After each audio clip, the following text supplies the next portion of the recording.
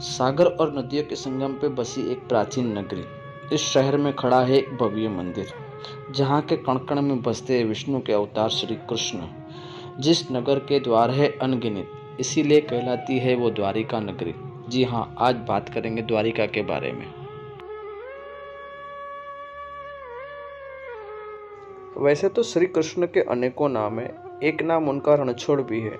जरासिंह के बार बार चढ़ाई करने के बाद यादवों को बचाने के लिए वो मथुरा छोड़ के जब द्वारिका आके बसे थे, तब से उनको रणछोड़ के नाम से भी बुलाया जाता है। इस मंदिर की दीवारों पे आपको मिलेंगे देवी देवता और पशु पक्षियों के अद्भुत नज़ारे।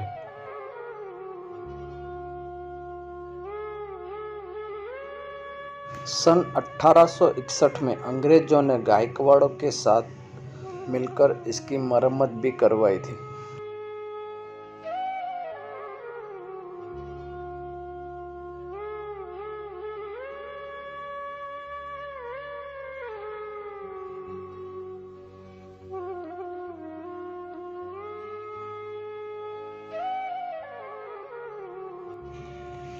जैसे बद्रीनाथ में पिंड का महत्व है, रामेश्वर में जल का महत्व है, वैसे ही द्वारका नगरी में श्रृंगार का महत्व है।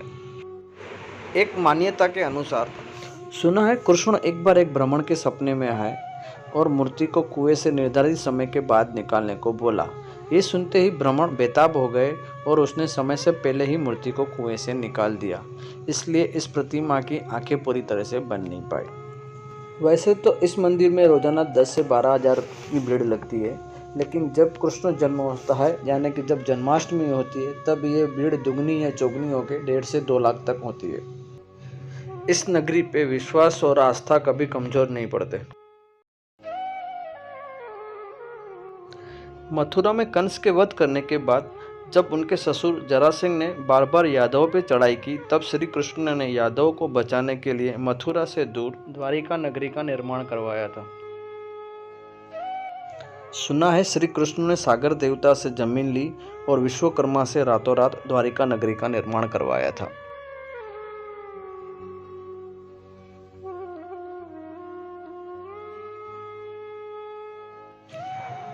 इस मंदिर का निर्माण कृष्ण के परपोते वज्रनाथ ने करवाया था। इस मंदिर में 5 मंजिलें हैं और 60 स्तंभ है। इसका शिखर लगभग 38 मीटर ऊंचा है।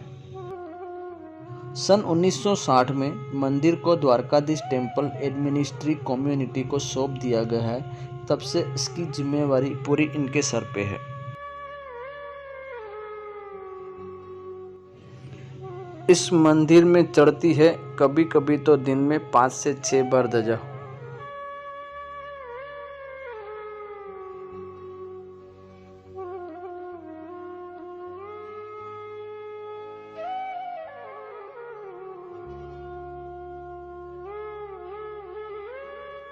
ये है द्वारिका का गोमती घाट। वैसे तो यहाँ पे बहुत ही जनमेदनी रहती है, लेकिन कोविड-19 के चलते हुए आपको यहाँ पे नजर आएंगे बहुत ही कम इंसान।